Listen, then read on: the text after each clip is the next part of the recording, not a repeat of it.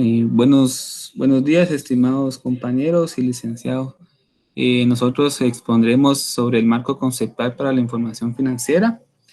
El estatus y propósito del marco conceptual pues, se puede dividir en tres partes. La primera es ayudar al Consejo de Normas Internacionales de Contabilidad a desarrollar normas NIF que están basadas en conceptos congruentes. B, asistir a los preparadores para desarrollar políticas contables congruentes cuando no es aplicable ninguna norma o una transacción específica u otro suceso. Y C, ayudar a todas las partes a comprender e interpretar las normas. La misión de las normas es desarrollar normas que aporten transparencia, rendición de cuentas, eficiencia a los mercados financieros de todo el mundo. El trabajo del Consejo sirve de interés público, formado de la confianza, el crecimiento y la estabilidad financiera a lo largo del plazo en la economía. Esto es muy importante para cada entidad, representar fielmente sus estados financieros, ya que con ello se toman decisiones muy importantes para las entidades y es de interés público cuando se requiere, ¿verdad? Dentro del contenido del marco conceptual podemos encontrar que son las características cualitativas, restricción del costo, información financiera útil, concepto de entidad que informa, elementos de los estados financieros, reconocimiento y medición, presentación, información a relevar. Todo esto contenido, pues mis compañeros les van a exponer cada uno de ellos. El objetivo de la información financiera es presentar información útil a los inversionistas, prestamistas y otros acreedores. Los recursos económicos y derechos a los acreedores. Esta información puede ayudar a los usuarios a evaluar la liquidez y solvencia. Toda esta información pues es necesaria para tomar decisiones y tener el éxito para obtener financiamiento de terceros o ya sea mediante la banca. Uno de los temas importantes que toma el marco teórico es el rendimiento financiero reflejado por la contabilidad acumulada o devengo. Esta base contable consiste en el cual las transacciones y otros hechos son reconocidos cuando ocurren y no cuando se efectúa su cobro o su pago en efectivo o su equivalente. Por ello, las transacciones y otros hechos se registran en los libros contables y se reconocen en los estados financieros en los ejercicios que guarda la relación. Esta información es útil para evaluar la capacidad pasada y futura de la entidad para generar entradas de efectivo netas. Esta información indica que a medida que la entidad que informa ha incrementado sus recursos económicos disponibles y de ese modo su capacidad para generar entradas de efectivas mediante sus operaciones. Esto sería en el primer capítulo del marco conceptual y a continuación mi compañera les expondrá las características cualitativas de la información financiera útil. Pues continuando con lo que es el segundo capítulo, en sí a lo que trata de este segundo capítulo es las características que tiene la información financiera, ¿verdad? Es decir, que la información tiene que ser cualitativa y esta va a ser más útil para todos los usuarios. Ahora, pues una de las cosas muy importantes es cómo reconocer si la información es útil, ¿verdad? Lo que indica la norma es que para que la información sea útil, pues tiene que cumplir con dos aspectos. Pues aquí podrán ver y dice que debe ser relevante y tiene que ser representado fielmente. Pues al referirse relevante, significa que la información es susceptible y pues que puede influir en la toma de decisiones. Y representado fielmente, indica que representado fielmente todavía tiene otras tres características. de que tiene que ser completa, neutral y libre de error. La información completa es toda aquella información o apéndices necesarias. Neutral significa que debemos demostrar la información tal y como es, sin inclinarse a ningún favoritismo. Y libre de error material, pues sería errores aritméticos y que se suscitan dentro de la información. La norma también explica cuáles son las características de mejora, que son comparabilidad, verificabilidad, oportunidad y comprensibilidad. Pues al referirse de comparabilidad, pues es cuando se permite identificar y comprender similitudes y diferencias que ya sea que existen entre partidas o entre estados financieros. Al referirnos de estados financieros, pues podría ser de un periodo a otro.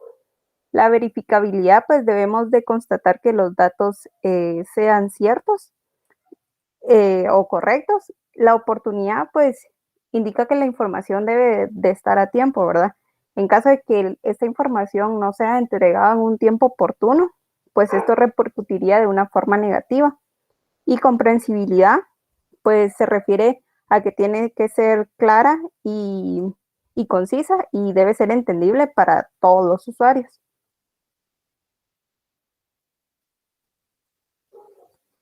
También el capítulo 2 menciona lo que es la restricción del costo sobre la información financiera útil.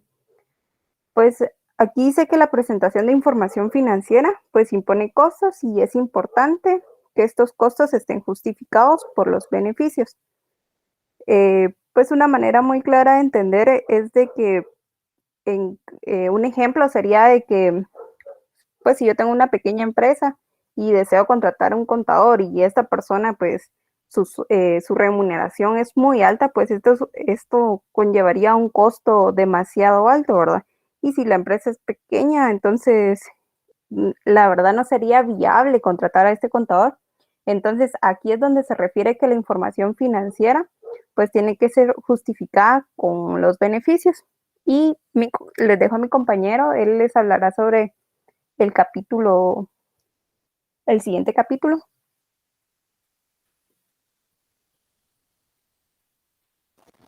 Continuando con la exposición, yo les voy a hablar acerca del capítulo 3, perdón. Para empezar, este capítulo trata acerca de el objetivo y el alcance de los estados financieros. Básicamente, el principal objetivo de los estados financieros es proporcionar información, ya sea de los activos, los pasivos, el patrimonio, ingresos y gastos de la entidad, ya que esta información es útil para los usuarios de los estados financieros. Esto les podrá ayudar a evaluar las futuras entradas de efectivo a la entidad y también a comprender un poco más la gestión de los recursos económicos que posee la entidad.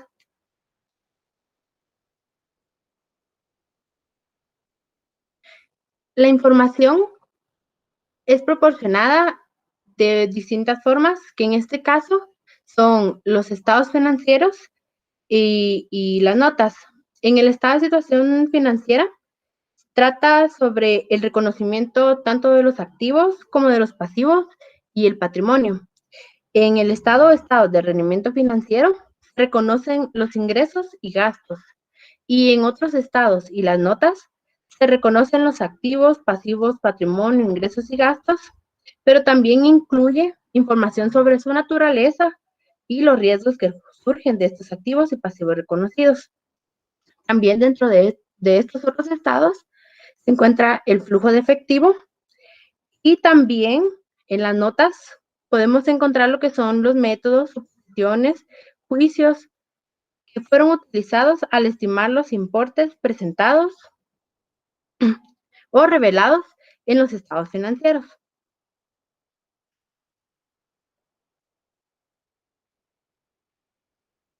Ahora vamos a hablar un poco sobre lo que es el periodo sobre el que se informa. El marco conceptual nos indica que los estados financieros se preparan para un periodo específico de tiempo, que se conoce como el periodo sobre el que se informa. Pero también nos habla de lo que son el tipo de información que se va desarrollando en cada periodo. Por ejemplo, tenemos la información comparativa.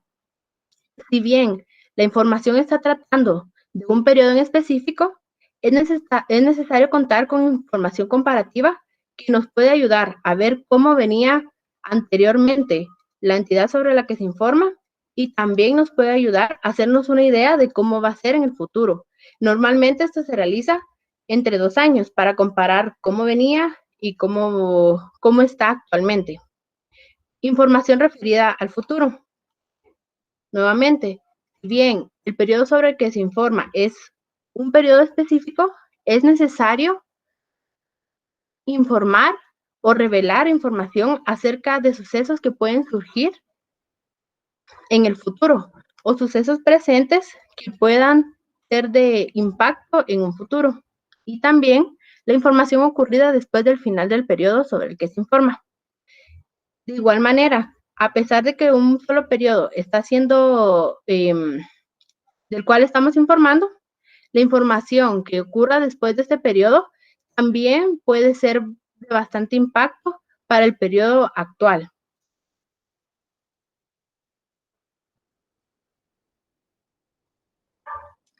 Perspectiva. La norma también nos indica que los estados financieros deben realizarse desde la perspectiva de la entidad que informa en conjunto o de la perspectiva en general, que es para los usuarios en general, no siendo específicos con usuarios como inversores, prestamistas o acreedores, sino que los estados financieros deben realizarse con ese objetivo de que sean comprendidos por los usuarios en general.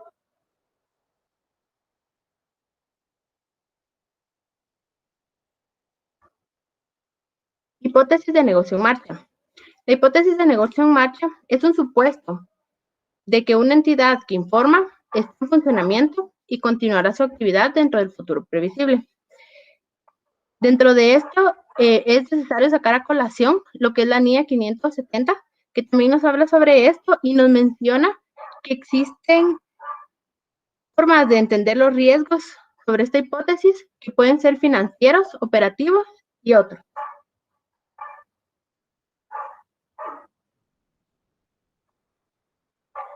También habla sobre la entidad que informa, lo que son las controladoras, subsidiarias, los estados financieros combinados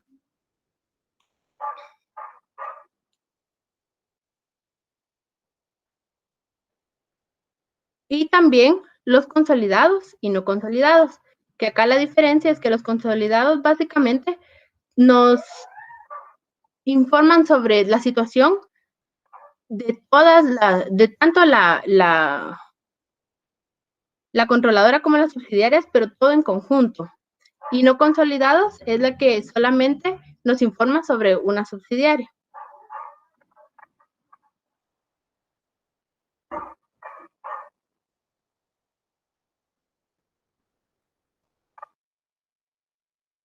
Para continuar con la exposición, vamos a continuar en el capítulo 4, el cual nos habla de los elementos de los estados financieros.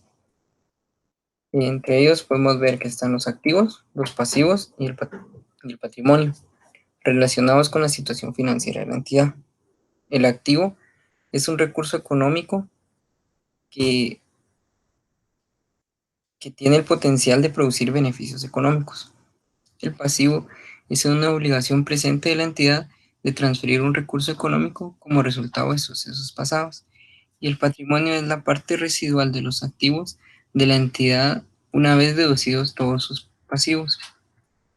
Entre el patrimonio están las acciones de varios tipos emitidas por la entidad, algunas obligaciones para la entidad de emitir otros derechos sobre el patrimonio y dividendos. Los activos en este capítulo 4 se habla de 3 aspectos. Son derechos, que tienen potencial para producir beneficios económicos, y control. Entre los derechos podemos hablar, por ejemplo, que sea un derecho a recibir efectivo o un derecho a recibir bienes o servicios. En el potencial para producir beneficios económicos nos habla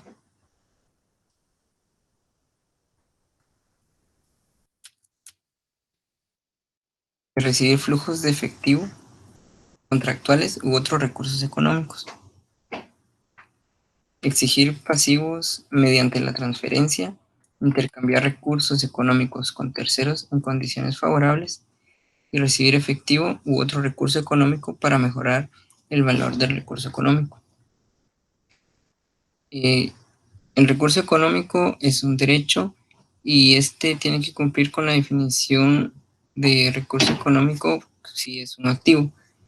No importa tanto la probabilidad de que produzca un beneficio económico, ya sea de baja probabilidad.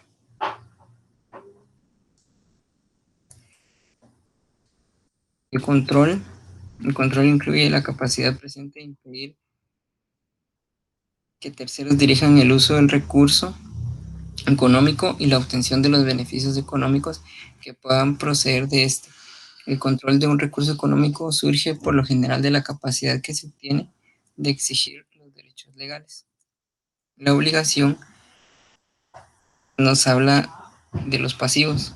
Para que se pueda reconocer un pasivo, debe cumplir el requisito principal de que genere una obligación. Una obligación es la responsabilidad que una entidad posee que la genera un tercero. Este último puede ser una persona u otra entidad.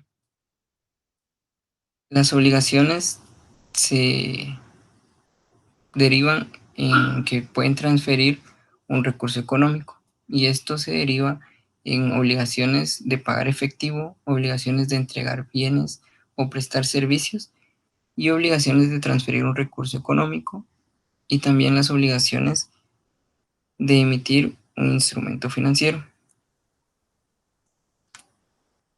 Los ingresos y los gastos.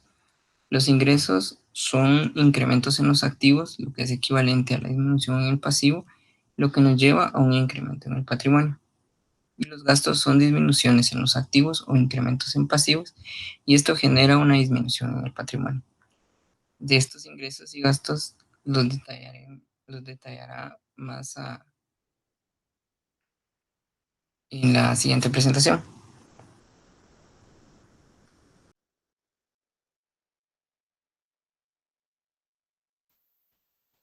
Pues continuando con el capítulo 5 que habla de lo que es el reconocimiento y bajas en cuentas.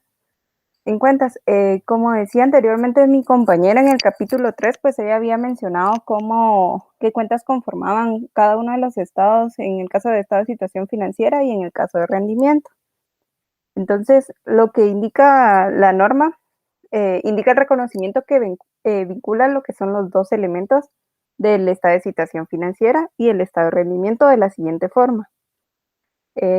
¿Cómo puede ser el reconocimiento de ingresos? Pues el reconocimiento inicial de los ingresos, pues los podemos ver que es el aumento en ingresos y un aumento en activo. Pues un ejemplo claro de esto pues sería lo que son los intereses bancarios, que es un ingreso. Es un ingreso y también aumenta mi cuenta de bancos, que es una cuenta de activo. Y el otro reconocimiento de ingresos, pues sería el aumento de ingresos y la disminución del pasivo. En este caso podría ser un cliente, ¿verdad? Un ejemplo claro de que hizo un depósito a la empresa. Entonces entra como un anticipo a clientes, que es una cuenta de pasivo, pero ya transcurrió mucho tiempo y ya no tiene, se tiene que reclasificar el saldo, sacarlo de esa cuenta de pasivo y pues aumentar la cuenta de ingresos, ¿verdad? Reclasificándolo a otros ingresos. Luego podemos ver el reconocimiento de gastos, pues dice que es cuando aumenta un pasivo, perdón, aumenta un gasto, ¿verdad? Pues un ejemplo sería alguna reparación en el edificio, pues aumentaría el gasto y pues el gasto que incurrimos en dicha reparación, pues la persona o el proveedor nos dio una factura, ¿verdad? El cual aumentaría mi cuenta de pasivo. Y por último sería la disminución del activo, pues es un aumento en gasto. Igual, nuevamente con el mismo ejemplo, pues una reparación en alguna empresa. Entonces, aumenta mi gasto, pero necesito sacar efectivo, entonces disminuyo de mi cuenta de banco, ¿verdad? Ese efectivo. Y eso sería lo que es, cómo son el reconocimiento, pero también eh, existe lo que son, en este capítulo trata lo que son las bajas de cuentas, ¿verdad? Que es la eliminación total o parcial de un activo o pasivos reconocidos en estados de situación financiera, ¿verdad? Pues un claro ejemplo sería cuando sacamos a la venta uno de nuestros activos, ¿verdad? Entonces ya perdemos los derechos o los beneficios que tendríamos con ese activo, aunque no sean, hicimos la venta y no son del giro normal de la empresa, ¿verdad? Pero ahí perdemos la obligación sobre ese activo y entonces ahí se reconoce como una baja en cuentas. Los dejo con mi siguiente compañero que les va a explicar sobre el capítulo 6.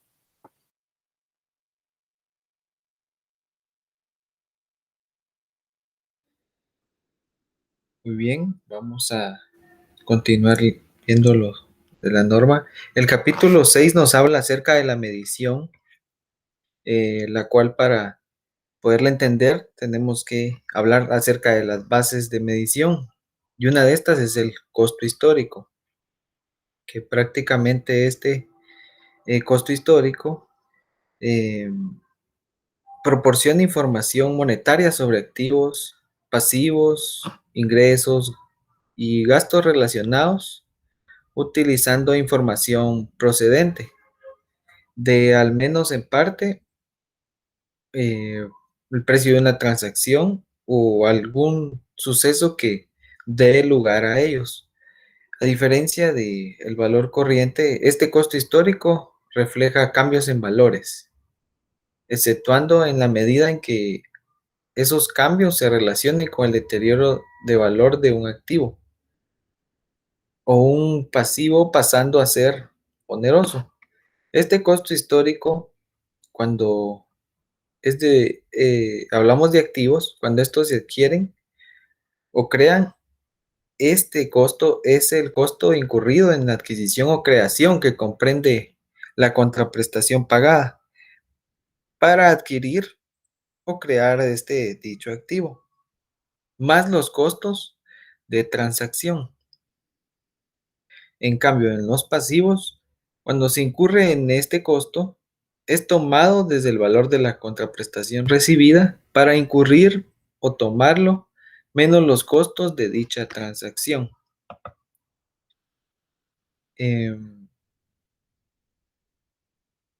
Prácticamente el costo histórico nos ayudaría a saber el valor inicial de un bien. Luego nos vamos al valor razonable, que el valor razonable prácticamente eh, proporciona información de la misma manera, solo que este refleja una perspectiva de los participantes en un mercado al que la entidad tiene un acceso. El activo o el pasivo se miden usando los mismos supuestos que los participantes utilizarían al fijar el precio de activo o pasivo, suponiendo de que actuasen en su mejor interés económico. En unas bases de medición más concretas, vemos que la información proporcionada puede tener un valor predictivo, porque el valor razonable refleja expectativas actuales de los participantes del mercado sobre dicho importe. Los ingresos y gastos pueden usarse como datos de entrada al predecir ingresos y gastos futuros. Este valor razonable es el que se recibiría por vender un activo o que se pagaría por transferir un pasivo en la transacción ordenada entre los participantes.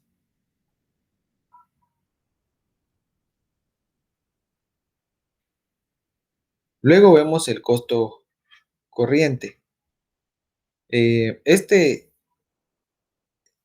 costo en sus bases de medición del lado del pasivo es la contraprestación que se recibiría para que un pasivo equivalente en la fecha de medición menos los costos de transacción incurra en la fecha, mientras que el costo de un activo equivalente en la fecha de medición comprende la contraprestación que se pagaría en la fecha de medición más los costos de transacción en los que se incurra hasta la fecha.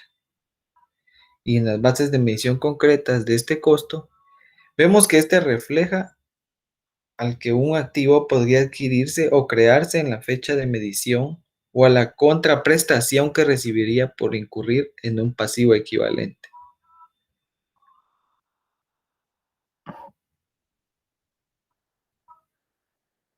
Por último, vemos el valor en uso. Este valor en uso también va de la mano del valor de cumplimiento. El valor en uso es el valor presente de los flujos de efectivo o de otros beneficios económicos que una entidad espera obtener del uso de un activo y de su disposición final. El valor de cumplimiento es el valor presente de los flujos de efectivo o de otros beneficios económicos que una entidad espera verse obligada a transferir a medida que satisface un pasivo.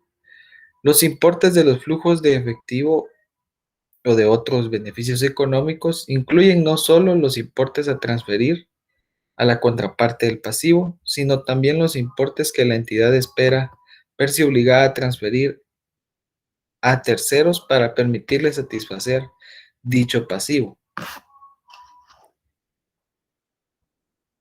Muy bien, estas fueron prácticamente las bases de medición que nos indica dicha norma.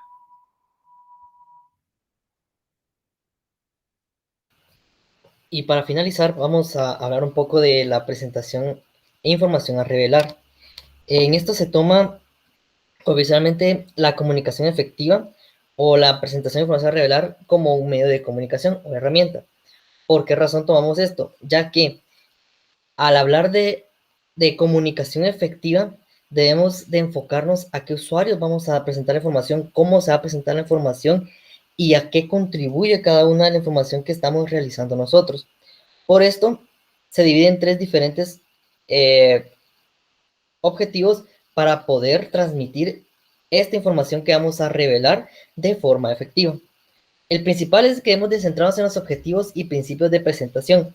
Esto es importante ya que cuando nosotros presentamos la información a los usuarios, debemos de darle información clara y concisa, enfocados en lo que ellos necesitan ver.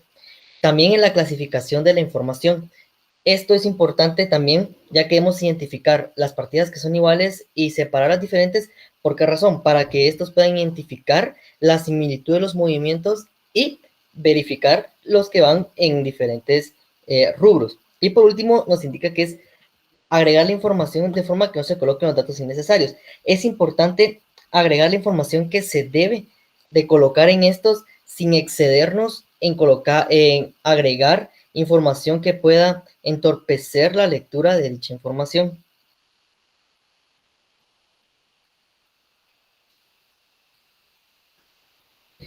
Ahora vamos con la clasificación. Es importante mostrar la clasificación, ya que son los activos, los pasivos, la clasificación del patrimonio y los ingresos y los gastos. Anteriormente ya los compañeros habían comentado esto, y es importante clasificar cada uno de ellos para que se pueda identificar cuáles son los movimientos que se tienen en la situación financiera y los resultados de la operación. De igual manera, se clasifica de manera separada el patrimonio, ya que aquí nos indica cómo es que se obtiene o cuál es nuestra base en la empresa. Por esa razón es que los dividimos en activos y pasivos, patrimonios, ingresos y gastos.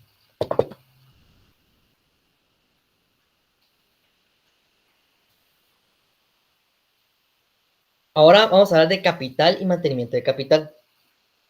Esto es importante conocer cuáles son las diferentes opciones de capital y mantenimiento de capital, ya que se debe adoptar una de las dos opciones donde nos basamos principalmente en que cuánto es que genera nuestra empresa o cuánto patrimonio tenemos de acuerdo a lo que invertimos o de acuerdo a lo que estamos generando o realizando.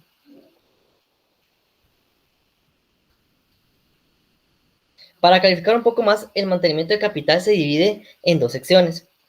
La primera es el mantenimiento financiero. En este es el que se obtienen las ganancias cuando se invierte y de esto vamos a generar nuestros activos. Por esa razón, nuestro patrimonio va a depender de las inversiones que realicemos y es lo que nos va a generar a nosotros ganancias.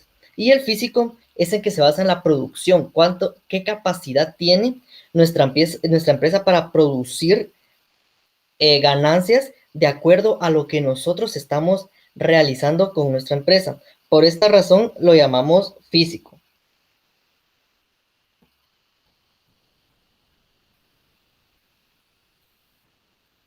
Y para finalizar, vamos a hablar del ajuste de mantenimiento de capital. Es importante que al identificar algún movimiento o revaluación de activos, de activos o pasivos, estos se tienen que dar lugar de aumentar o bajar el patrimonio. ¿Por qué razón? Porque estos están ligados directamente al movimiento de los estados del resultado de la situación financiera de la empresa. Y cuando hay un aumento o disminución de los gastos o ingresos, estos se deben de agregar como un ajuste al patrimonio como mantenimiento o reserva de revaluación, ya que estos movimientos no pueden afectar directamente la situación financiera del resultado de la empresa. Y en resumen, esta es la información que les proporcionamos sobre el marco conceptual de las NIF. Muchas gracias.